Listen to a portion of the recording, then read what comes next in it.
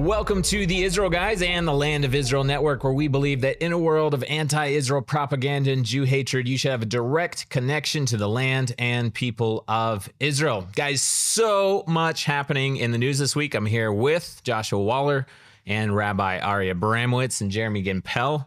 So good to have all of us here to talk about earth-shattering news, right? And it seems like the headlines just continue on and on.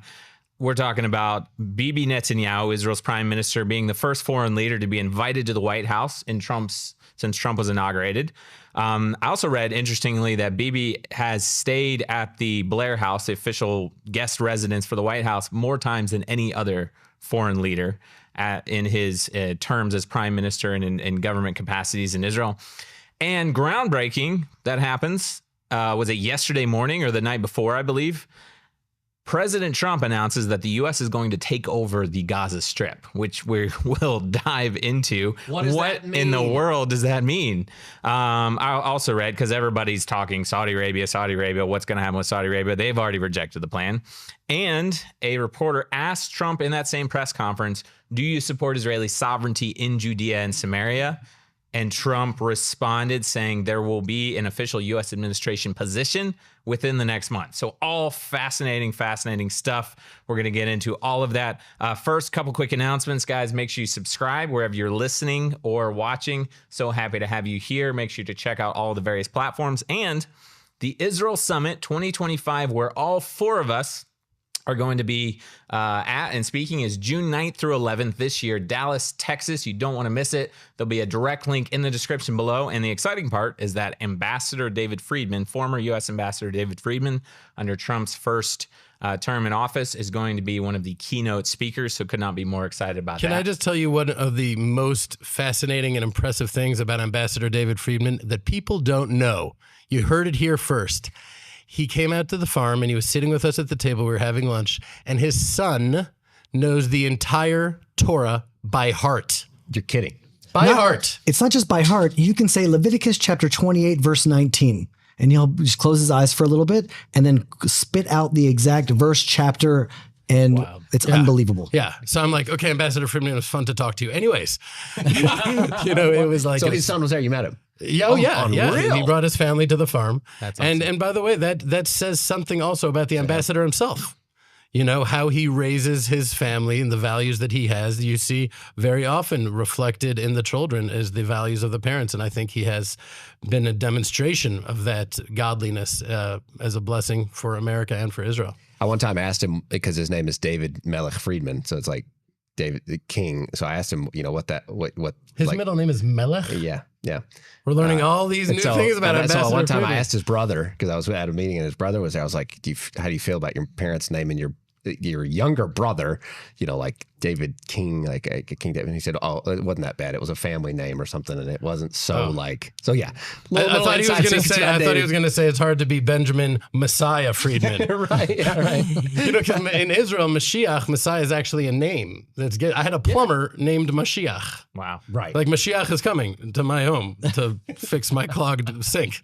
I mean, beside all those impressive accomplishments, he also happens to be like the sole reason that the U.S. Embassy was moved to Jerusalem and Jerusalem was recognized by Trump as the capital.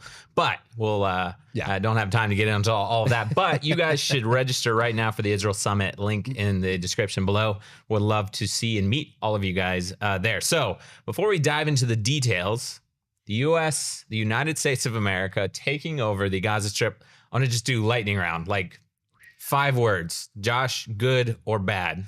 If I were to boil it down into good or bad, the fact is, the question is it going to be American territory or Israel? That's my thought. And if it's Israel, I'm really excited. If it's America, I'm kind of like, I don't know. Like, what is this? I don't feel like America should own territory on the Gaza Strip. If they can help, it's great. That's my big. Good for Israel. Good for the world. From the place of the ultimate truth, everything that happens is good and is for the good. Now, it depends really how this thing plays out. I feel conflicted because on the one hand, I really believe Trump wants the best thing for Israel, for America, for humanity, for the world. And so he should be blessed for that. On the other hand, I grieve in my heart that Israel is not doing this ourselves, that we're not going in and declaring sovereignty and making a part of Israel. That being said, perhaps it will be like the times of Abraham, where Abraham purchased up the land of Israel. If America owns it, then there should be available for private purchase, and Jews could go and purchase Gaza as Abraham did and make it Jewish. God has ways of doing things that we don't know, but I'm sorry, that's more than 5 words. Jeremy, well, I'll tell you, there are 3 things that need to happen when we come into the land of Israel. And the first one is to rid the land of Amalek, to rid the land of evil. And all of a sudden now, relocating the Gazans is not just mainstream, it's what the president of America is saying needs to be done. So if we can remove the evil from the land of Israel, that is such a huge step forward that Israel honestly couldn't do on its own. Even if we passed the law, the Supreme Court, the woke, left-wing, progressive, liberal Supreme Court would have shut that bill down. And so when America says we're doing it, this is America, the Supreme Court has no authority anymore, and Israel disengaged from Gaza, leaving it sort of up in the air of who that land actually belongs to. America coming in and saying, all right, we're relocating the Gazans permanently is such a huge step in the right direction. It was a cataclysmic tectonic shift. I mean, he took something that within Israeli society was outside the Overton window. You could not, even the most furthest right-wing politician could not come out and say, transfer the entire population. There was an Israeli politician, Michael Ben-Ari, that was banned from running in the Knesset because he said that we have to relocate the Gazans. Yeah, and then Trump comes in. Trump comes in and is like, someone asks, what about him? Oh, what about them? Yeah. Can we just call Trump like the ultimate rule breaker? So before, like, we need to get into all these details, but let's just watch the 30-second clip of Trump making this announcement. The U.S. will take over the Gaza Strip, and we will do a job with it, too. We'll own it and be responsible for dismantling all of the dangerous unexploded bombs and other weapons on the site, level the site and get rid of the destroyed buildings, level it out, create an economic development that will supply unlimited numbers of jobs and housing for the people of the area.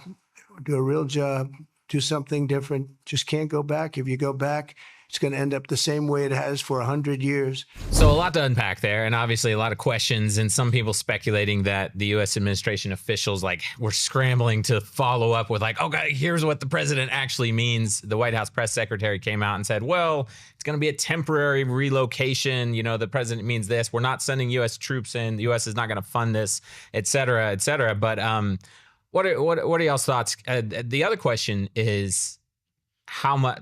Some people actually speculating Bibi was kind of surprised when this announcement came out. What are y'all's thoughts? Was this a carefully calculated move? Is this something that Bibi and Trump came up with together?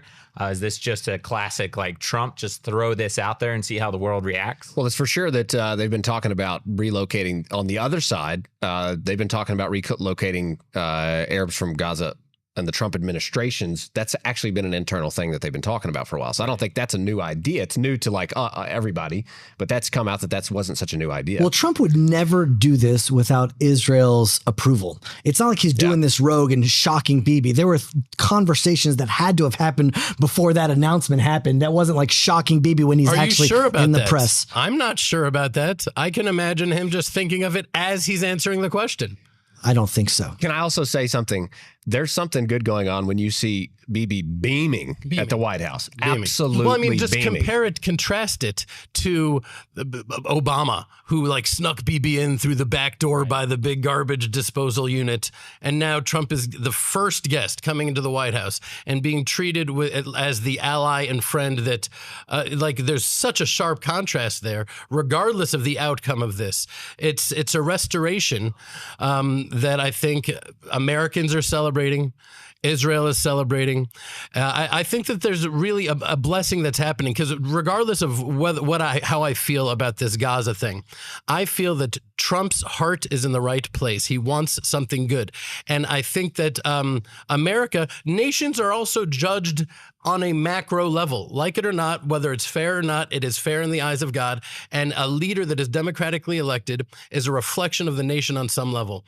And for so long, I felt like America did not have blessing upon it. It was not heading down a path of virtue and godliness and biblical truth at all. And now Trump has been brought in, and he's surrounded himself by people who are biblical, God-fearing people. To and me, so that's a tremendous that blessing. was the greatest thing that's happened. Trump is actually peeling back the layers of lies, and the truth for the first time is really being exposed. The truth is being revealed. Gazans have no right to that land. They're not Gazans as if they're indigenous to Gaza. Everyone says 2/3 of them are refugees. They have no claim in any right to that land. The Palestinian people is a fiction that was created just to destroy Israel. Because if there's a Palestinian people, then a Palestinian people obviously needs a Palestine, and Arabs are from Arabia, not Judea and not Gaza.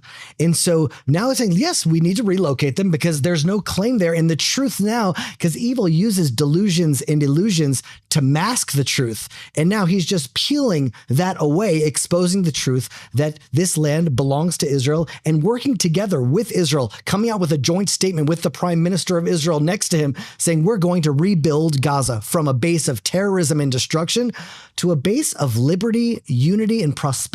Like, Well, let me what just a ask beautiful idea. Let me ask you a question. If you guys have this little voice in the back of your head, a little skeptical voice, then maybe this is a negotiating technique.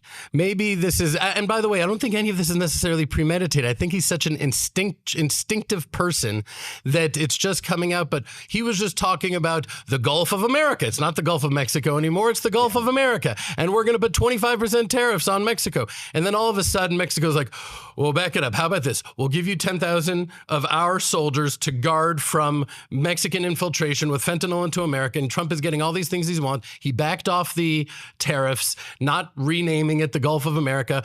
He just throws things out there and then ends up getting real concessions from people who are afraid of his errata. Maybe that's part of what this is. He's throwing such a thing out there, but it's not really an intention for him to go and build the Riviera and make it. It's 100% in America's interest to create a Puerto Rico-like place in the land of Israel. That would provide them a military base that doesn't need to be Israel's with already that aircraft military carriers, base. but now it would be America's military base. There's pictures coming out in Egypt where they've brought weapons, vehicles, tanks lining up on Egypt's border. Concerning. All of a sudden now there's going to be an American military presence in a place that would theoretically be America. That will bring a new stability to the region and to the area. I like that for right now. What happens if that was a military base under our last administration and that wasn't so pro-Israel? That's when it gets concerning to me at thinking long term. What happens when Trump's no longer the president and say we get a administration that's not so pro-Israel? That's the little thing behind the scenes to me that's concerning. If it's not built on a sovereign Israel basis, then I could foresee problems. Not now, because we got to support it. Like, Trump loves Israel. He supports Israel. My big thought is when Trump in that video, he says that we're going to rebuild this for the locals, basically. We're going to rebuild. Who's he talking about? There's a lot of ambiguity. There's not a lot of clarity, not clear, and he's doing that from purpose. I'm sure he's leaving a lot of room here to develop this. I listened to this whole piece there. of the press conference. It was very ambiguous. It wasn't clear when he was saying settle them back in. Is he talking about settling in the Hamas jihadist Gazans? Is he not talking about them? Does he understand that the overwhelmingly vast majority of these Gazan civilians are actually terrorist Hamas supporters? Well, does he understand that? From what I understand, he does know that now, because I believe he watched that 45-minute documentary that was put together on the atrocities. Has he watched it yet? He did watch it before that meeting with Netanyahu. That was, in my mind, a game-changing reality when he was able to just see evil for what evil is. And that's why when he says he wants to remove the Gazans, he's not saying temporarily, meaning they're backtracking now the State Department, but he wants to remove them from the land. And in my mind, that is such a giant step forward. Yes, I understand that in 4 years from now, if a new administration arises, but right now we have a chance to move the jihadist evil from the land and then establish a place of freedom and liberty. Then the freedom and liberty will decide where they align, meaning that would be a true part of the Abraham Accords. We're talking about two people right now. We're talking about the Gazans, Israel, and actually if we add America to this thing, but there's also other players. Saudi Arabia. Is there a thought that the Gulf states are going to be involved with this? When you say be involved, are you talking about receiving the Gazans? Well, because I just look at Trump as the deal maker. He's really, and they're also saying they don't like this plan. What have you guys thought about that? They're already backing down. Saudi Arabia has already said, oh, the thing that we were saying under Biden and the Biden administration, that we're not going to make a deal with Israel unless there is a Palestinian state. They're like, no, not necessarily. Maybe a path forwards, a lot of really good talk about a Palestinian state, meaning that when there is no daylight between America and Israel, it's a blessing for Israel, it's a blessing for America, and the world sees this as such a powerful united bloc that all of a sudden Saudi Arabia is like, there's strength there, and we can rely on this, and it's solid. We don't need to play this game as if we care at all about the Palestinians. Well, I think Saudi Arabia would play a big role in investing in building up this Riviera. I mean, what a dream. Well, for me, what it did was it gave me hope. Mm-hmm. There was a time where I was looking around and I said, the hostages are being released. There's a sort of a ceasefire thing. Just like, is this it? We're just going to end now? And we're like in the middle. What are we doing with these Gazans and the Hamas? And now there's a way forward. Mm-hmm. That is a huge step for everyone. It's like, wow, there's a new conversation that's happening now about relocating the Gazans. They lost their right to self-governance. And in that way, Iran really lost the war. I'll just tell you how my heart is a little bit torn. I'm a little bit heartbroken, and maybe I'm a purist or an idealist to such an extreme degree that it's even a flaw. I don't know.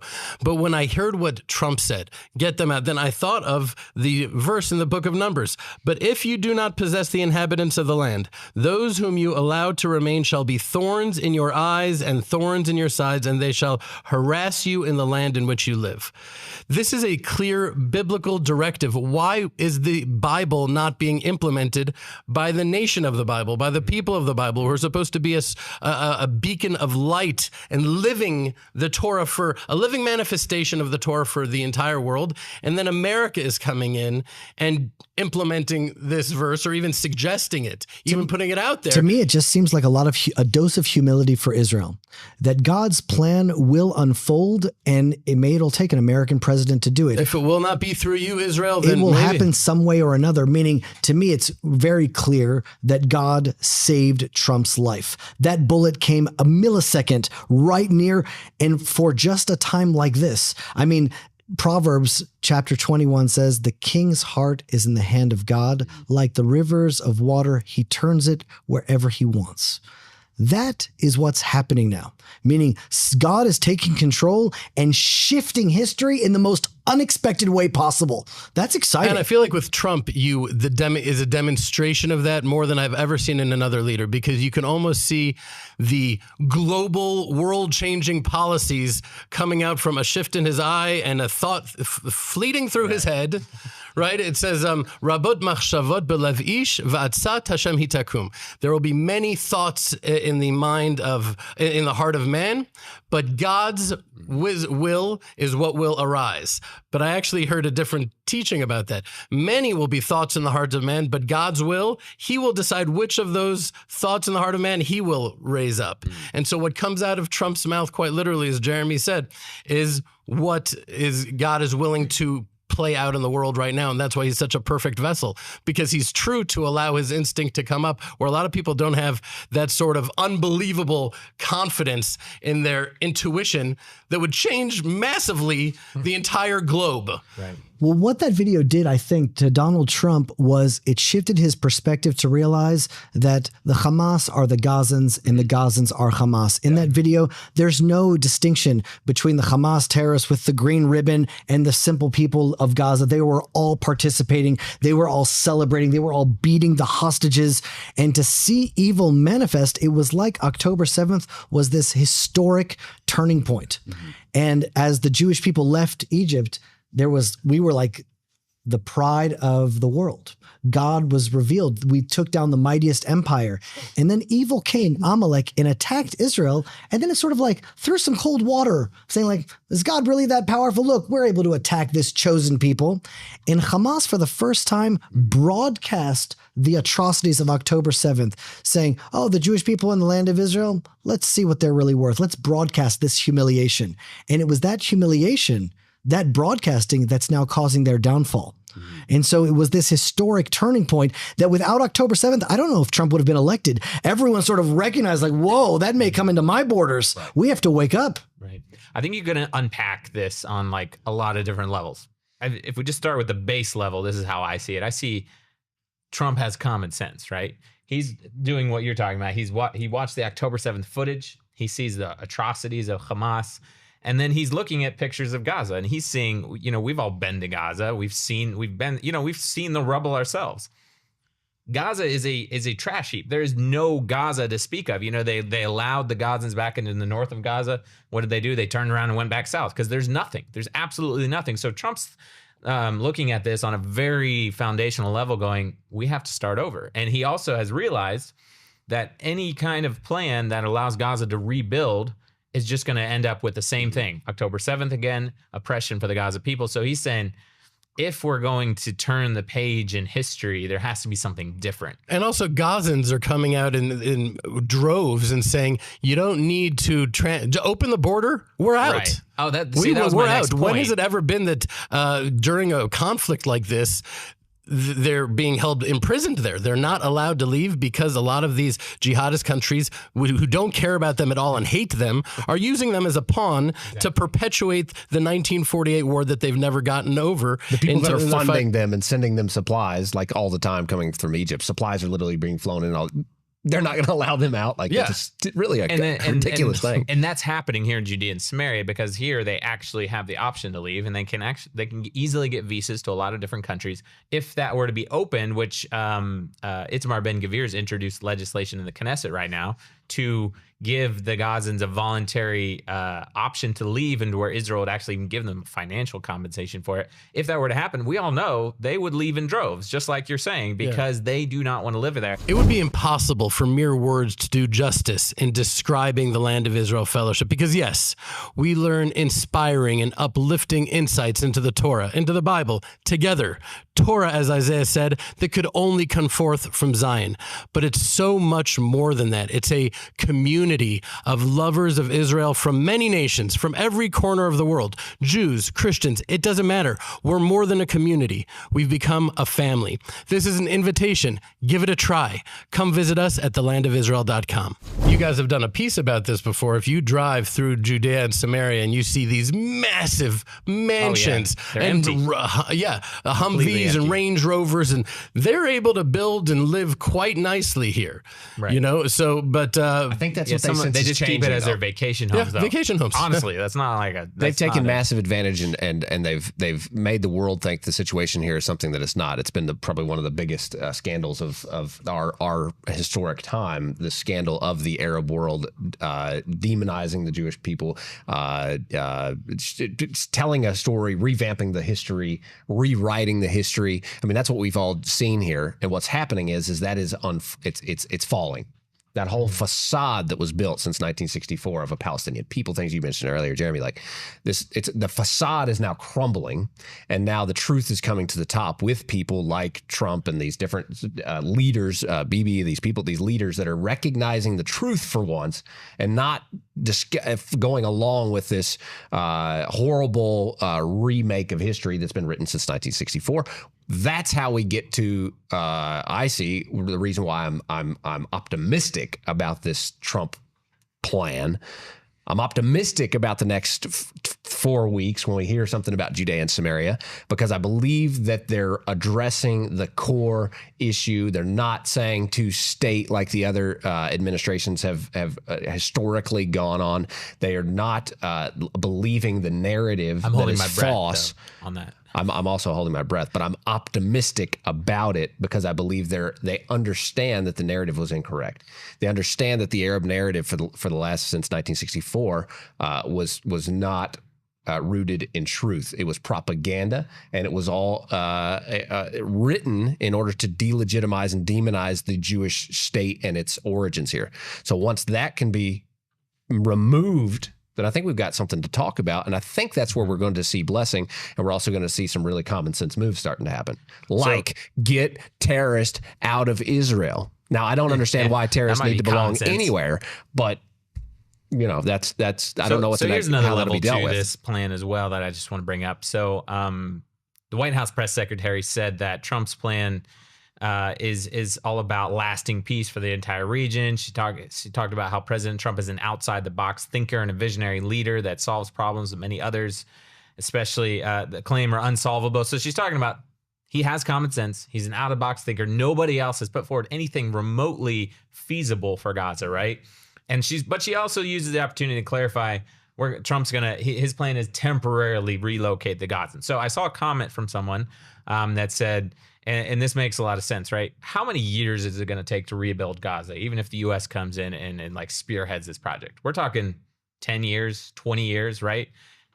You take the 1.8 or however many Gazans there are, they temporarily relocate. I think he said permanent. Well, he said permanent, but then his staff came back and said, no, he meant temporary, right? It's classic Trump, right? But my question is, either way, how many Gazans are going to come back in 10 years, even if they have the opportunity to come back? Well, likely there'll be infrastructure in place that they'll actually have to get a visa to come back. I mean, I hope so.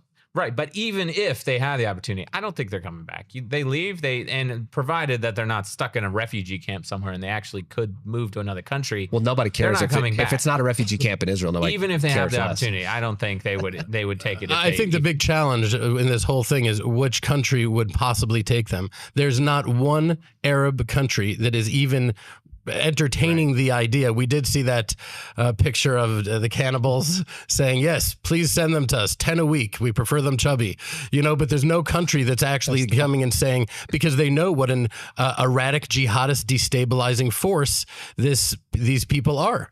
And so I don't see how that's actually going to really play out. Well, there are so many countries, and Colombia was against Trump. Mexico was against Trump, and Trump has a way, and I feel like he's such a businessman. He's keeping his cards close to his chest. He's leaving things unclear. He's leaving things ambiguous. Is it permanent? Is it temporary? Is it 20 years? Is it 10 years? Once they're gone, are they going to come back? Because a good businessman keeps his cards close to his chest. He doesn't want to reveal everything at the same time. But what has happened is terrorists are going to be relocated. That is a new paradigm shift, and that paradigm shift needs to happen in Judea and Samaria, needs to happen in Jerusalem. And instead of releasing terrorists into the streets, which is the direction we were going with this hostage deal, we're actually changing the narrative, saying if you are a jihadist, you will be removed from the land. That is the biblical imperative. But what I don't like about this, and I could be wrong here, is it doesn't feel like the right thing for Israel to do is to export this toxic genocidal evil to any other country, to any other people.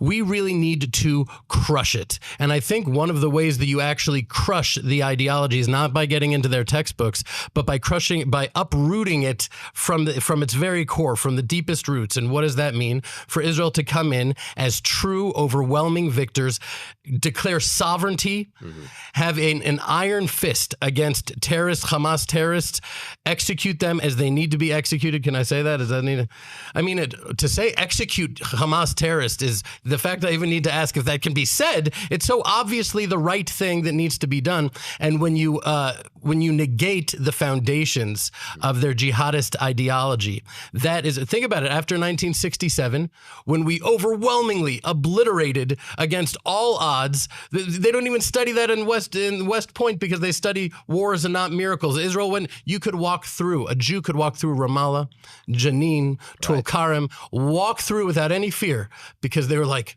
the overwhelming strength and victory of the God of Israel over us.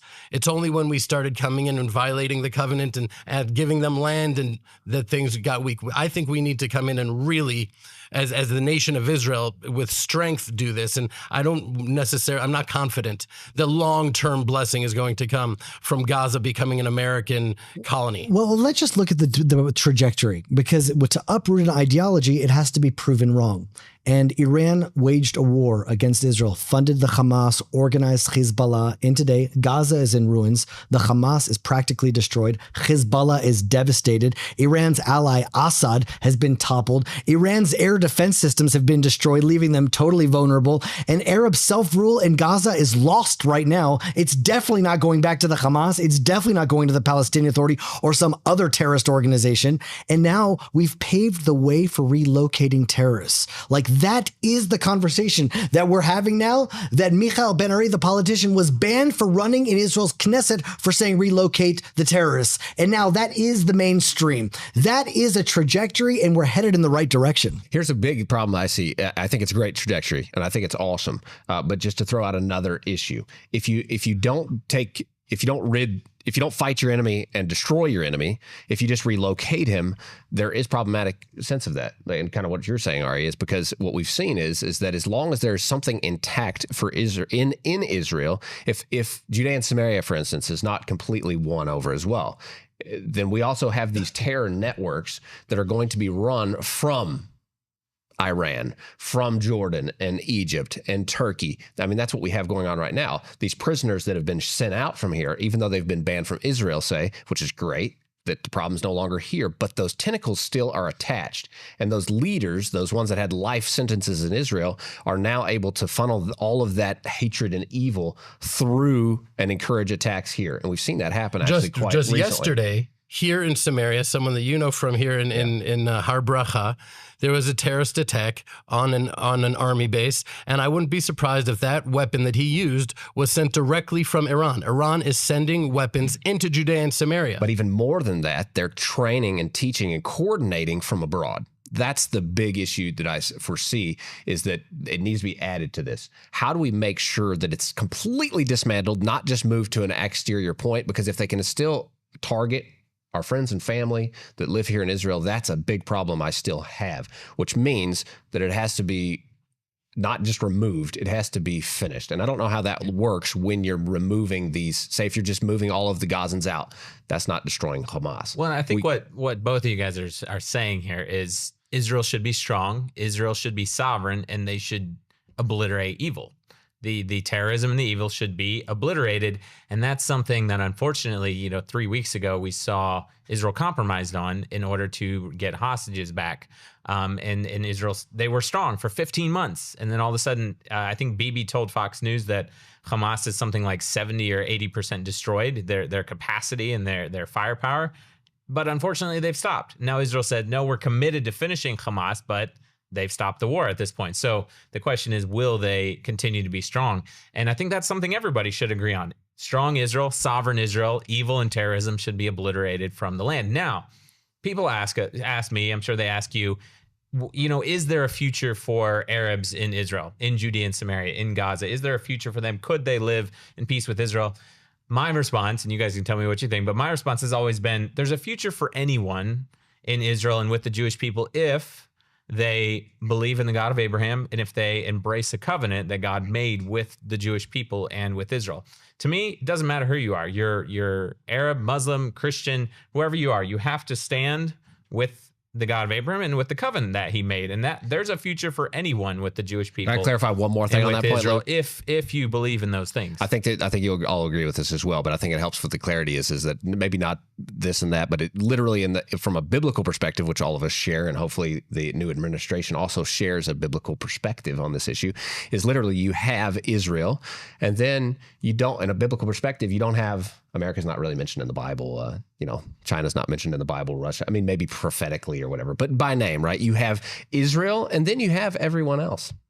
So meaning, this is the land of Israel and the Jewish people, and then those on the outside must be guests and participate how Israel decides. And that's kind of what boiling down. That's the people model can that be you a part see all of. throughout the Bible. I mean, Ruth attached herself to Israel. The Torah talks about the foreigner who joined themselves to Hashem. Right? Israel is not a racist state. It's a welcoming state. It's a house of prayer for all nations from a biblical view. So just as Moses was accused by Korach of being mitnaseh, of being arrogant, and the Bible tells us he was the most humble, we're always accused of that which is opposite. I don't think there is a less racist state in the world than Israel, in the entire world. And so, for me, when to answer your question, when we look at Ishmael, the father of the Arab world, in the end of his life, he reconciled with Isaac. We believe that those are archetypes, that is a blueprint for what's going to play out and what is already playing out. The Abraham Accords, we're heading there. So if you ask, is there a future for Arabs in Israel? Arabs, yes. Jihadists, no. It's that simple. That's great. Right. I think that all of this boils down to truth. And truth is absolute. And there is no scientific proof that's absolute. There's just scientific experiments that eventually point in a certain direction. And there is one promise. one foundation, that without it, there is no truth. And that is the promise of the land of Israel to the people of Israel. If you are going to participate in that promise and reveal that truth, that is the truth of reality. And it's just a matter of time until reality reveals itself. And that is the truth that we just need to have patience and just hold on be'emunah, with faith that the truth will ultimately be revealed. You know, Jeremy and I, in our fellowship, we're connected with righteous of the nations, much like you guys, from all over the world. And these people have installed on their phone the Red Alert app, where the minute there's a missile shot into Israel, wakes them up in the middle of the night and they say Psalms. They tell me that they're struggling with pain and grief and anxiety over what's happening in Israel. And the Psalms tell us, King David tells us, Hazorim b'dim'ah barina yiksoru. Those who sow with tears reap with joy. It doesn't need to be theological. People who love Israel and the Jewish people so much that their heart and their emotions are attached to it, they will be sharing they share in the merit of the redemption that is coming, and they're a part of it. They're a part, literally, of what is happening here, wherever they are physically in the world. Yeah, it's a good point. Just to make it not so theological, meaning we are witnessing the promise to Abraham. It's like we are watching the Abraham Accords that is being fulfilled before our eyes under all of the names that's bringing this region together in a peace that includes the believers in America, that includes the righteous Muslims in the region. They're all coming under the banner of who? Abraham, who is the father of many nations. I mean, can we see the Bible come more to life than we're actually watching what's happening? Gaza is just the beginning. October 7th was the beginning of the end. And we are now at the final marching orders toward a new era. That's what it feels like to me. Amazing. Any last thoughts about Trump's plan? I mean, we could probably go for 2 hours, but to me, the only other layer that's possible here is kind of what Josh, and I think Ari, you were talking about at the beginning, is this part of a negotiation or a master plan that doesn't actually involve, rebuilding Gaza? Is this something to do with Saudi Arabia or furthering the Abraham Accords? I don't know. What do you think? Which I would think would also be positive, and kind of what you're saying, Jeremy. I guess the problematic part too, just before you dive into, is this part of a plan that's going to force Israel into something that they shouldn't do, like a concession? I foresee that the creating a 23rd Arab state is kind of being pushed out. Is that what you guys? 24th. Totally. 24th. How many Arab states? Yeah. Another Arab state. That idea is being. I think that's off the table. I don't see that. That's why the moving out, the deportation of these people is so uplifting, because this is the first time we're saying no to another state.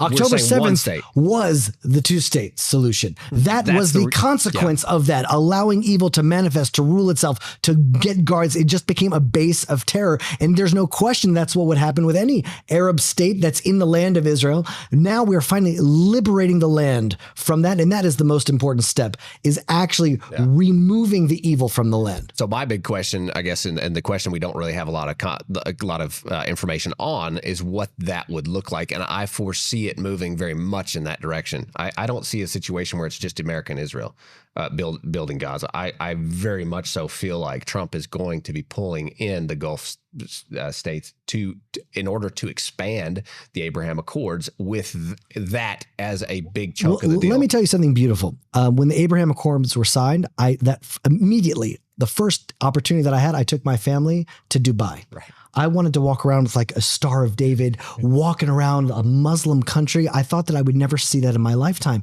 And we were honored and celebrated for being Israelis that were there. And it was beautiful because in Dubai, there are Chinese people, Indian people. It looked like a little vision of like the entire world, like a little messianic era right there. And there was 0% crime. It was absolutely. You didn't feel threatened? Nothing. There's zero crime there. Imagine 0% crime. Well, because you grew up in this area.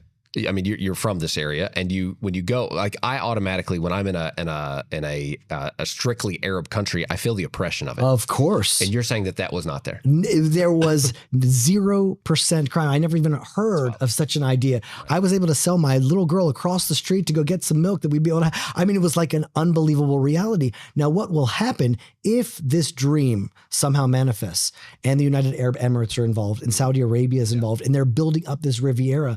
It will bring the world to celebrate the greatest weather in America, and they'll be able to see the truth.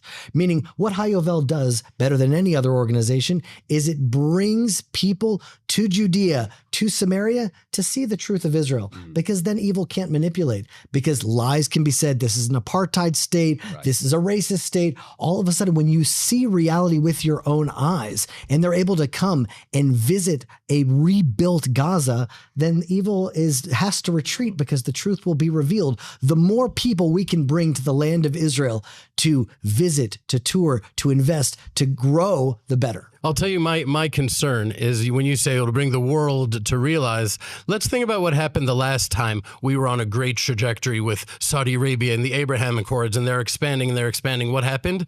Hamas saw this blessing and this progression towards what appeared to be a type of redemptive time, and they came in and attacked on October 7th.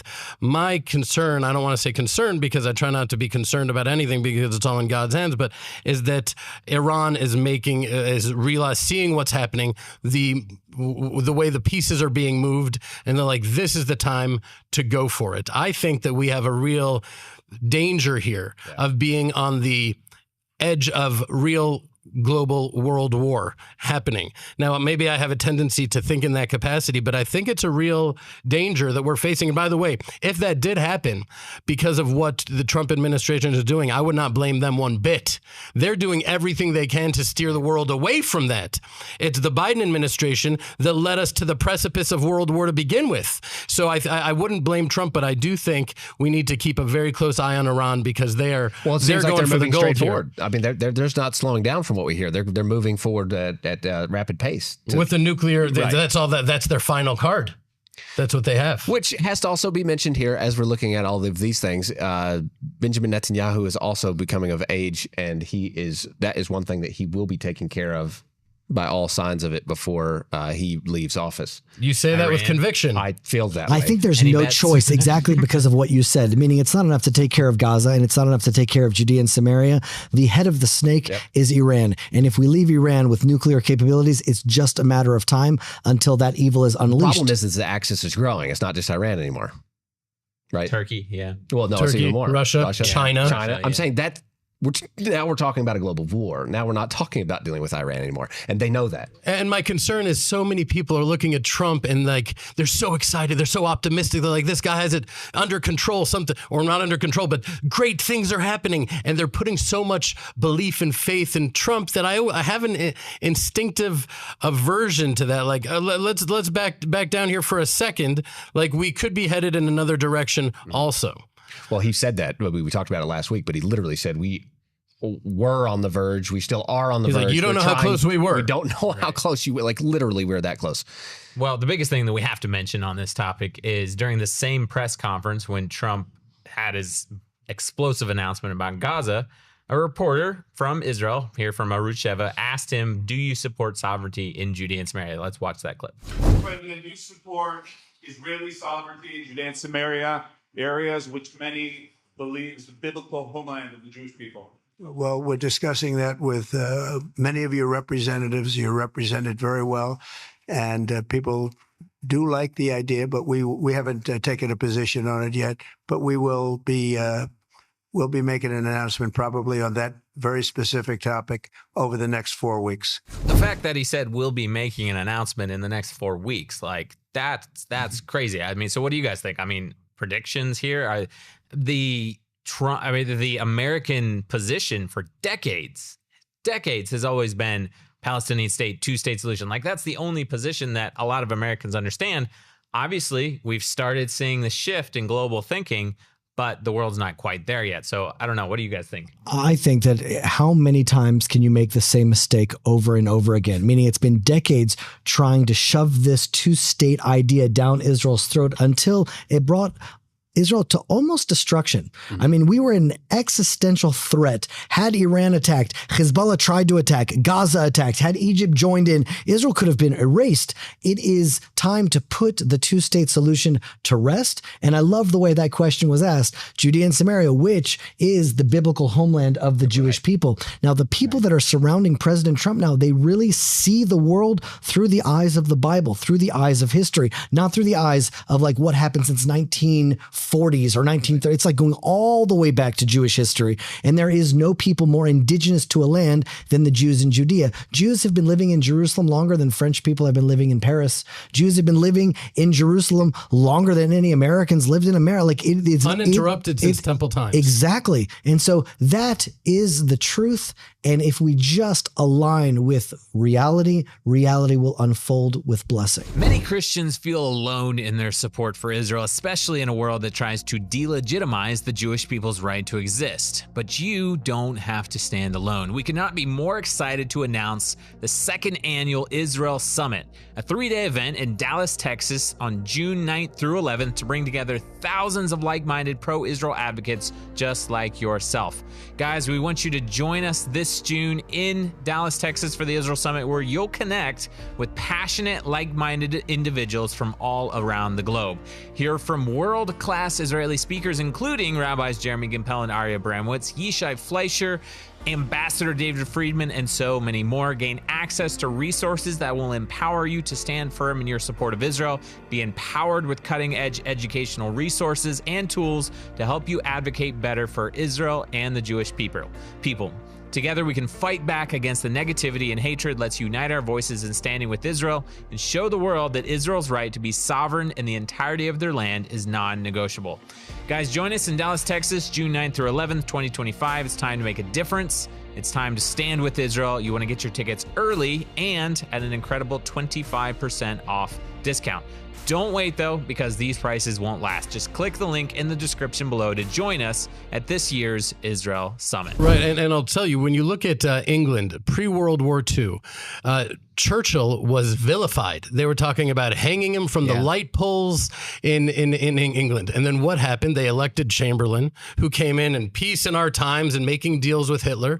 And what shifted England into the massive blitz, the stomach punch, and then the face being knocked out, nearly destroyed. They're like, oh, we need that guy that we were calling an extremist and crazy that we wanted to hang from the light poles. Please be our prime minister. I think Israel is coming around quicker than the rest of the world regarding Judea and Samaria, because I could tell you, living here, being on the deepest settlement in southeastern Judea, so much, there are people in Israel like, you're the problem.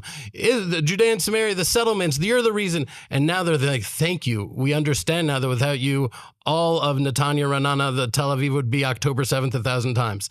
I think the world will soon come to the understanding that Judea and Samaria is the tip of the spear in protecting every human being that doesn't want to live under the jihad. There's one thing that I think is interesting on this topic of Judea and Samaria, and that is that I feel like the Trump administration, at least in the past, saw them Gaza and Judea and Samaria as something they wanted to connect. They saw them as the same issue, and so I don't know. Well, the deal of the century actually called for a physical road between Judea and Gaza. So their mindset is that the same people, same problems.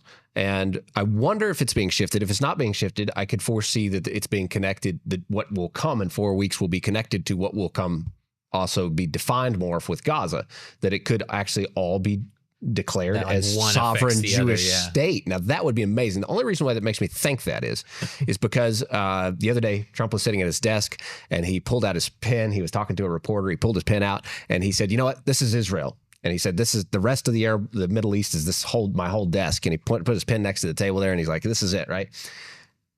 To me, what that was translated to me was Trump understands that Israel needs to be bigger. That's what I thought he was saying. I think he understood that Israel is America's strongest ally in the Middle East, the most stabilizing force in the Middle East, and it needs to grow, just like he would in like the American dream of being strong and holding on to your territory. And if there's an argument that Gaza and Judea and Samaria are a part of Israel historically, I can foresee that he would look at them as the same, and there would be Israeli sovereignty declared on both. I do feel like that could happen. Well, that's another example of the absolute lie of the quote-unquote Palestinian people. The Arabs in Gaza have literally nothing to do with the Arabs in Judea and Samaria. They're different tribes. They're different backgrounds. There's different dialects in their conversation. They're not a singular people. They are tribes that are nomadic from Arabia. And what did they do? They kind of wandered around the Middle East and squatted in different places. And they happen to be squatting on the Jewish people's ancestral homeland. And now the truth is coming out that if they want to live here with peace, with harmony with the Jewish people, they're welcome to stay here. But if they're not, then it's time to relocate them. Mm-hmm. My big question is that going to be different? And if it is something different, because it seems like right now what we're getting is it's going to be two different things. Everybody's like, oh, is it going to be sovereignty in Judea and Samaria? Well, from the past, they've dealt with the two situations in the same kind of ideology. It would be very interesting for me to wonder if they if they separate the two and it's Judea and Samaria over here and the Gaza over here. This is going to be our chopping block for creating peace with the Arab neighbors and expanding the Abraham Accords. Could do that. And also this Judea and Samaria thing is our negotiation between America and Israel. That's going to be, I could foresee them saying, okay, this is going to be a little bit different. This is not going to be a part of our negotiating and our deal making to expand Abraham Accords. This is going to be, we're going to expand Israel, and this is like the give to Bibi. I could foresee that. I really could foresee that. Let me read this quote. I think it summarizes this very well. So the local leaders in Judea and Samaria sent a letter to Netanyahu the day before his meeting in the White House. They said, quote, Israeli sovereignty is not a luxury, but a duty meant to prevent the establishment of an Arab terror state in the heart of the land, and it's part of the absolute victory. Complete Israeli sovereignty in Judea and Samaria is not only the realization of our natural right in our land, but it's also the only way to ensure that the horrors of October 7th will not repeat in Afula, Hadera, Farsaba, Modi'in, Jerusalem, and Beersheba. So it's going to be interesting, I think. Again, it's kind of one of those things we're going to hope for the best. Also, there's some really amazing players that are on Bibi's team that are part of this. Our good friend Caroline Glick is one of his closest advisors now. But predictions on what's going to happen in the next 4 weeks. Will Trump support the idea of sovereignty in Judea and Samaria, which personally I would say would be more earth-shattering than his plan for the U.S. to rebuild Gaza. Will Bibi Netanyahu support sovereignty as well? Because he's historically flip-flopped on that issue. And obviously, the more important issue is for Israel to support sovereignty, not Trump. Because like you were saying, Ari, the important thing is for Israel to be strong and sovereign. Obviously, we want the United States to support the idea as well, but Israel should be strong and do what they need to do. And obviously the big question is, will the idea of sovereignty be put forward, possibly in exchange for any idea of, normalization with Saudi Arabia, which has been for years now, for some reason has been the like thing that everybody says is the most important. Obviously, giving up land in your very heartland is not more important than any kind of normalization with any other country. I just foresee that the Israeli team that's on deck right now, the Israeli government team, including with Bibi, who is flip flop, but he's got a right wing team on his deck right now. I can foresee that the Israeli team would be, and I almost feel like the beam that we see, that beaming face that Bibi's carrying right now in Washington D.C. could be connected to Bibi's. It feels like Bibi has actually only leaned left because of pressure. He naturally wanted to be right, is my perception after reading his book and knowing more about him historically. I feel like the Israeli team would accept sovereignty if it was nudged this way from America. On our past programs, I remember Jeremy once made the analogy of Benjamin Netanyahu to Saul, King Saul, from the tribe of Benjamin, and saying, well, there's a certain finger to the wind, listening to his people, a vacillation. And there's a prevalent theory in Israel that Bibi always goes and appoints leftist Ramatkal, the head of the army, and leftist people, so he can sort of blame them and outsource the pragmatic international leftist decisions that he's making and say it's about them and not alienate his further right-wing base. And I think that right now Bibi is looking at the table and he's saying, wait a second, now I can actually, why is he bringing in Caroline Glick now? Why didn't he bring her in before? Because he sees now is the time where he could actually use her, because that her ideological peers are on the other side too. So if that does happen, and I certainly hope it does, I don't think it's necessarily because of a foundational shift in Bibi. It's because of the ecosystem that we're in right now. Yeah. To answer your question, I think that sovereignty in Judea and Samaria has never been closer. Meaning, I don't think that we need peace with Saudi Arabia. Saudi Arabia needs Israel and America much more than we need Saudi Arabia. Yeah, and so the fact that we've put the Bible, or at least we should put the Bible front and center, and that really is the question of the next 4 weeks. Can Israel, can Caroline Glick, can all of the people around Trump and Netanyahu bring God a little bit more to the forefront if this remains a topic about Trump in politics, instead of actually bringing God to the forefront, the Bible to the forefront, history of what is the true reality of what should be in the Middle East? I think that really is the key that will solve all of the problems. Yeah, with your permission, I would like to sort of pivot a little bit because I think Jeremy just touched on it right there. This is not a binary of left or right. We're going to lose either way. This needs to be a binary of God or no God. And I think that that's the conflict that's happening, that has been happening deep in the undercurrent and the foundational conflict within Israeli society.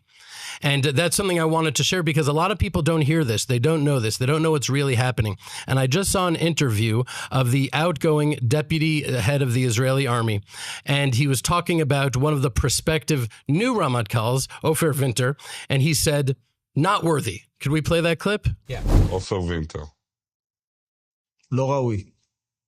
כמח"ט גבעתי, הוציא פקודת יום שהיא שערוריה, שקרא לחטיבה שלו לצאת להילחם את מלחמות השם. צה"ל לא נלחם את מלחמות השם, צה"ל נלחם על הגנת אזרחי מדינת ישראל ועל ריבונותה.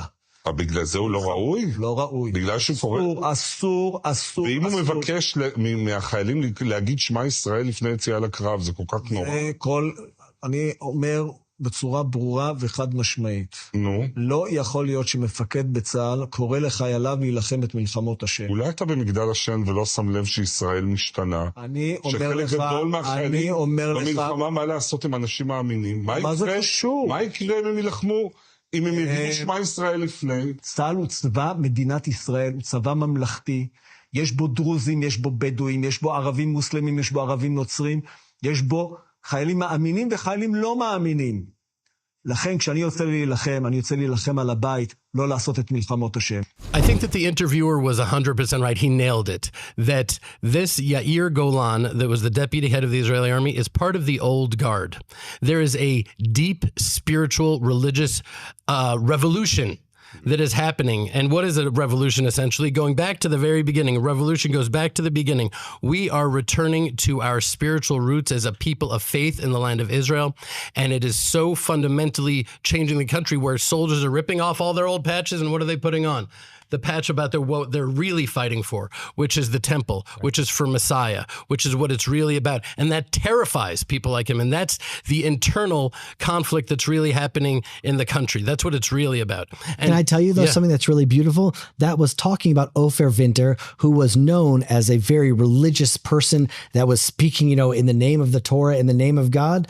Netanyahu has now appointed a new chief of staff, and Ofer Winter has now been reinstated as a general in the army. So there is not just a change that's happening within the spirit of Israel, but fundamentally, we're actually changing the leadership now of the IDF, and that's exciting. Right. I could go into biblical source after biblical source, but just, here's just one of them from Ezekiel chapter 36. For I will take you from among the nations and gather you out of all the countries and bring you back to your own land.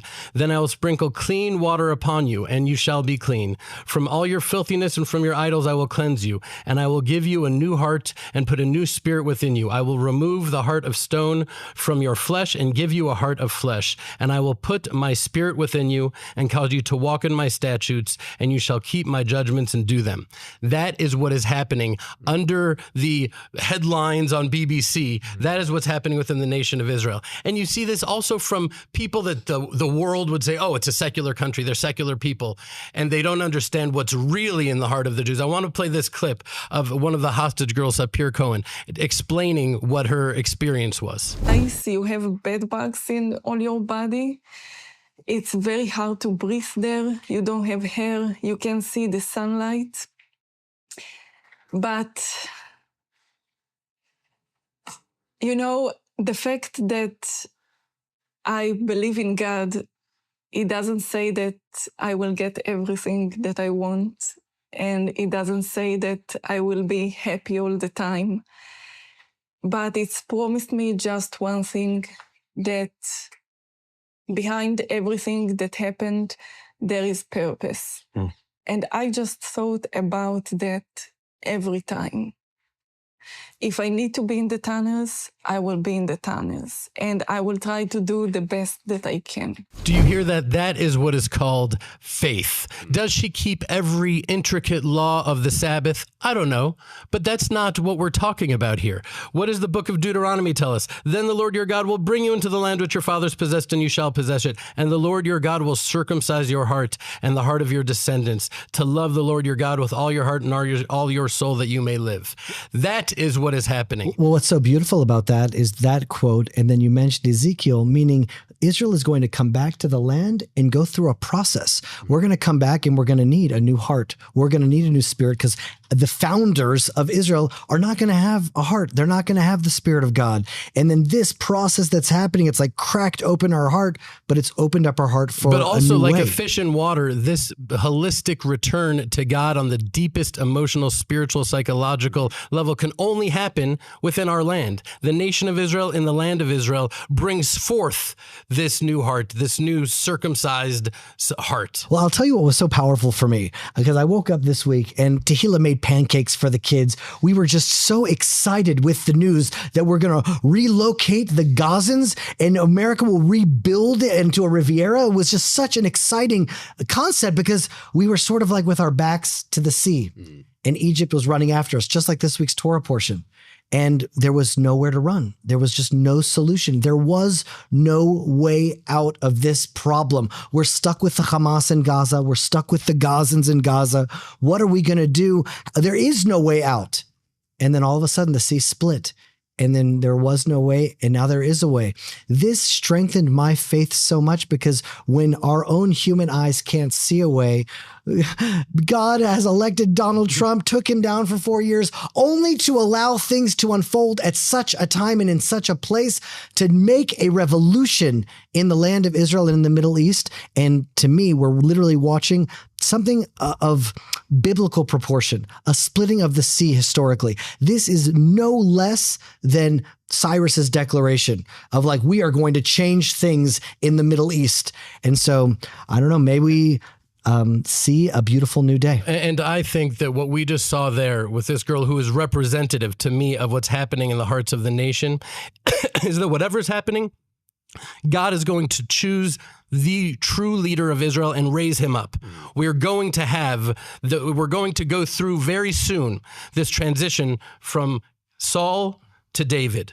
We're on the precipice of that transition right now. I think that's an amazing way to finish today's show. We could go on for hours and hours, and I think the headlines are literally happening as we speak. So, guys, you need to stay tuned to Israel. Also, if you want some more Torah with Rabbis Jeremy Gimpel and Ari Abramovitz, you guys need to join the Land of Israel Fellowship at thelandofisrael.com. We'll put a link in the description below. And I do want to remind you guys, you got to get your tickets now for the Israel Summit, June 9th through 11th in Dallas, Texas, because they're 25% off right now, and they're not going to stay that way. If you want to meet all of us here and a whole lot more amazing speakers, Israelis, it's going to be an amazing, amazing event. We're super excited about it. Make sure you get your tickets for the Israel Summit. We'll also put a link for that in the description below. Guys, as always, stop listening to the lies and propaganda and connect with the truth of what's happening in Israel. We'll be back very soon here at the Land of Israel Network and the Israel Guys.